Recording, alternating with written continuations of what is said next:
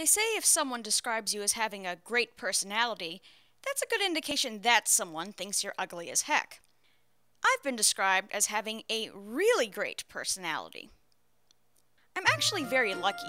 My family and I have always been close, which is something not everyone can say.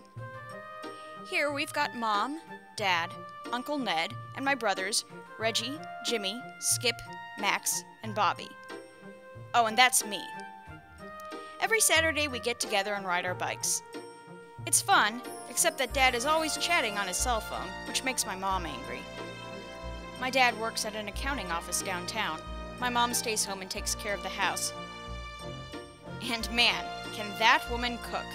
I've always envied her for it. The one time I tried baking something, it didn't turn out so well. My Uncle Ned lives in my parents' basement. He works downtown at a factory and actually pays rent to my parents. I think he just doesn't want to live alone.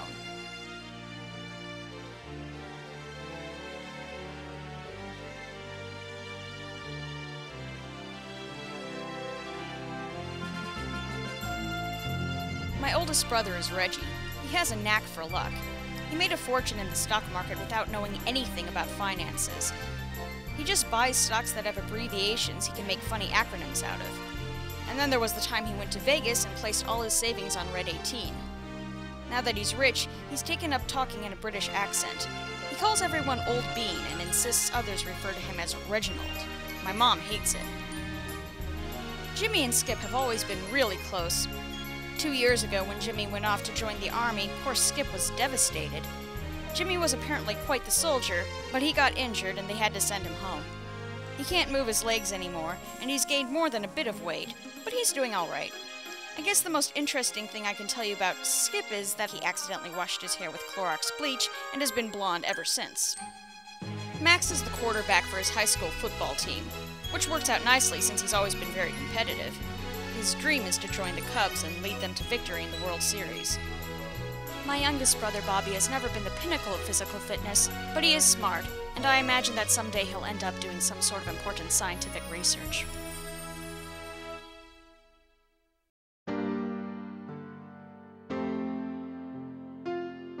When I was young, I always wished I could just be a normal kid with, friends. Unfortunately, no one ever wanted to be in the same general vicinity as me, much less exhibited any desire to make social contact. Unless, of course, they were poking fun at me. It still seems like no matter where I go, everyone stares at me. So, basically, we're on our own.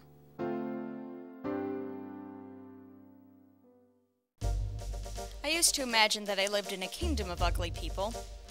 No one would have to worry about being judged, and I would be the queen, and my servants would have to bring me all the chocolate milk I wanted, and I'd have a pony. Come on, I was like 6.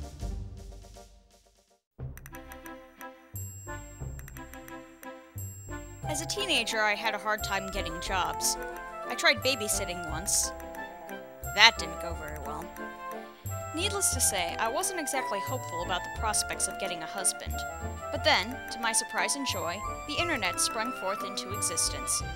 Now I can talk with whomever I want, and they don't care how I look. Plus, since my spelling and punctuation skills are above par, I'm able to appear significantly more intelligent than I actually am. And that's how I attracted Beef314159, or, as I later learned his real name was, Gary. I go over to his house a few times a week and we make soup together. He likes to apply statistical analysis to the minestrone.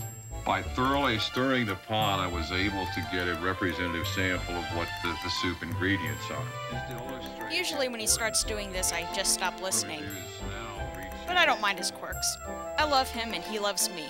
We're scheduled to get married next May. I've already been imagining the sort of house I'd like to move into. Nothing too fancy, just a cozy place with a nice garden where I can raise a family of my own. So, I guess when you get right down to it, being ugly isn't the worst fate in the world. I have a great family, a wonderful fiancé, and a really fast internet connection. So overall, I'd say life is pretty good. Yeah, life is good.